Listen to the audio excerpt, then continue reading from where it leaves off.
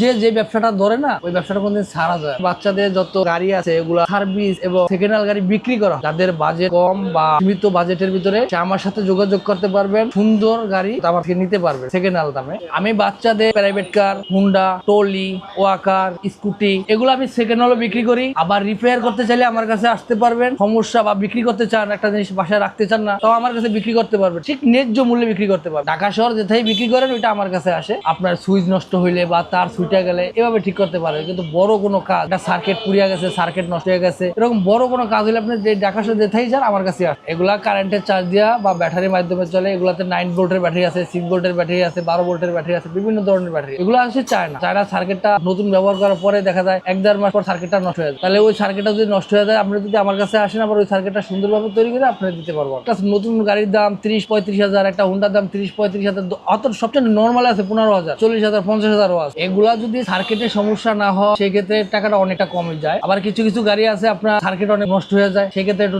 Rate বেশি যায়। সার্কিটটা ভালো থাকে তাহলে রেটটা অনেকটা কম লাগে। একটা গাড়ি একজনে কিনছে 65 হাজার টাকা দিয়ে, মাত্র 13 দিন ইউজ করার পরে সার্কিটটা পুড়িয়ে গেছে। ওইটা আসছে ঠিক করতে, ওইটাতে আপনার সার্কিটের দামটা অনেক, 12 হাজার টাকা দাম চাওয়ার কারণে উনি করছে কি গাড়িটা বিক্রি করে গেছে। আমি আমার সার্কিট বানাই তার গাড়িটা বিক্রি করতেছে, আর ওইটাতে কোনো গ্যারান্টি পাচ্ছে না, কিন্তু আমারটাতে 2 বছর গ্যারান্টি। কারণ সেকেন্ড গাড়িগুলো চাহিদা বেশি। আপনি 40 হাজার টাকা 50 হাজার টাকার গাড়ি পান আপনি 15 হাজার 16 হাজার টাকায়, আপনি আবার ওইটা যদি আমার বিক্রি করে দেন তাও আপনি 4 হাজার 5 হাজার টাকা পান, তাহলে আপনার লসটা কম হয়। আলহামদুলিল্লাহ আমার দিন 4টা-5টা যাবে। আমার স্টাফ আছে 2 জন, অর্ধ কোথাও গেলে কুরিয়াতে দিলে ওদেরকে দিয়ে দেয়, বা গাড়িগুলো বানাইলে বা কানেক্ট করার জন্য ওদেরকে ব্যবহার।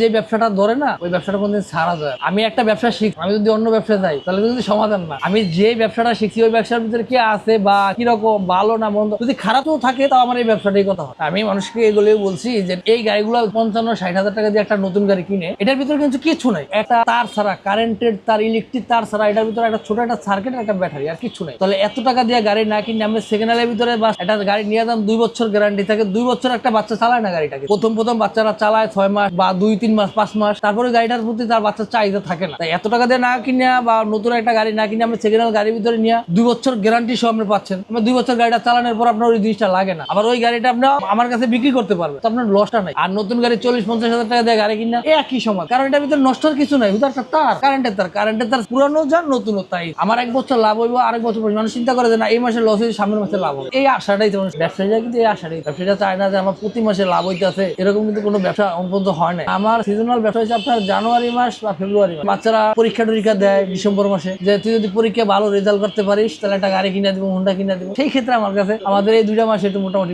যা তাদের স্বপ্ন পূরণ হয়েছে, তাদের চাহিদাও পূর্ণ হয়েছে, বা রানা ভাই আপনার যাতে আমার ইচ্ছাটা পূর্ণ হইলো, সম্পর্ক ভালো হয়েছে। আমি আলহামদুলিল্লাহ যথেষ্ট কমে আপনাদেরকে বাইক দিতে পারবো।